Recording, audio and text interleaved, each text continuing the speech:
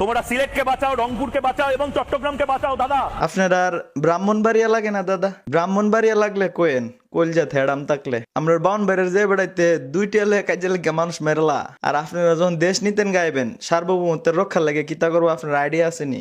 টেড়া দিয়া ফার দিয়া বিসি দুইটা দুই সাইডে লয়ে দেবো, একদম লক করে লাগবো। আর আমরা বাউনবাড়ি অর্ধেক ফলাফল করলাম ফুবি তাহে আপনার বর্ডারের সাইডে আহরা গাজীর বাজার একজনে বইয়া মনে করেন যে কাশির সুধা বাবা চাচা হগল তান রিহা লাগিয়ে গেলে গাই তা কাইচে রিসি করলাম ধরে লেবো গেলাম ফানজাদা। মৌলবাদীরা তিরিং বিরিং পুড়ুং পুড়িং করে লাফালাফি করছে। এই দাদা হইলো আরেক নিউজ মারানির ফুত। মানে সারা দিন ওই মুহূর্তে যেটা এই নিউজ পড়তেই তাহে। তো দাদা আপনি নিউজ পড়ার স্টাইল এমন কি লিখা? আপনি কি আগের জন্মে সুলকানির মলম বিক্রেতা ছিলেন? তোমার নাম আমার নাম সিলেট, রংপুর, চট্টগ্রাম। আপনি মানুষের নাম চিন্তা করে আর লাভ নাই, আপনার নিজের নাম কি তা? এ কিও ভাই দাদার নামটা কি একটু বাসায় দেন তো স্ক্রিনে। কি এটা লেখা? ময়ূখ রঞ্জন ঘোষ। না নামটা একটু ভুল হইছে।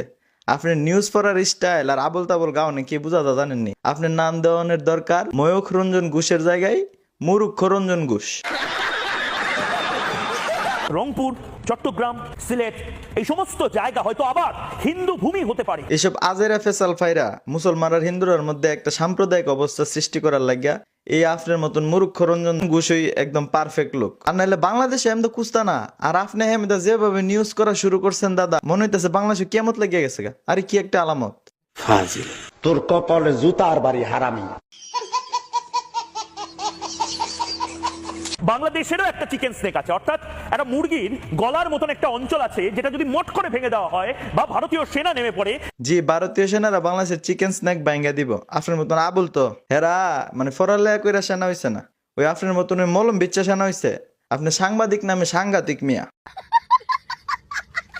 বাংলাদেশে এদিকে কুস্তা না আর আপনি হেমদা যে একটা চিল্লাচিল্লি শুরু করে নিন আর বাংলা টিভির পর্দার মধ্যে আয়া মানে হেরা তো আপনার দিয়ে হবন না পরে যদি মলম সলম বেচাইতো দিনে লাখানেক টাকার মলম বেচতালে নিলে। যদি বাংলাদেশের এই মুহূর্তে কোনো মৌলবাদী জবাব চায় বাংলা দেখেন একদম চোখ বন্ধ করে নিন, চোখ বন্ধ করুন, একদম চোখ বন্ধ করুন। ওই দেন তার কথা কর লক্ষণ দেখেন। মানে ভারতের মানুষের প্রতি তো বা ভারতের প্রতি তো আমরা কোনো বিদ্বেষ নাই। আমার পার্সোনাল বিদ্বেষ হইলো এই যে মুরুক্ষ রঞ্জন ঘোষের প্রতি। মানে কথার লক্ষণ দেখছেন নি? ভারতের কাছে আকুল আবেদন ওনার একটু আপনার একটু আগরতলার সাইড দিয়ে বাংলাদেশে ঢোয়াই দেন না ব্রাহ্মণবাড়িয়ার দিকে। 2-3টা টেড়া এক কেন কইরা আমরা ব্রাহ্মণবাড়িয়া বেড়াতে পিছনে গুজ্জা দিল হইলে যাতে কথা না বাইর। ফেনী যদি দখল হয়ে যায় চট্টগ্রাম কিন্তু স্বাধীন হয়ে যেতে পারে। ওইও তার কথা শুনেন, ফেনী দখল করে লেব ভারতের সরকার তারে কইছে এমন একটা ভাব লইতেছে যেমন মোদির পরিবারের লগে তার সোয়ালের নাস্তা করে আর হাইনজালা বাথা। আপনার লাগে একটা ভালো উপদেশ দাদা, নিউজ টিউজ বাদ দিয়া আপনি এক কাজ করেন আমরা বাউনবাড়ি আয়েন, আপনার স্টেশনে একটা মলম বেচার জায়গা করে দিবেন।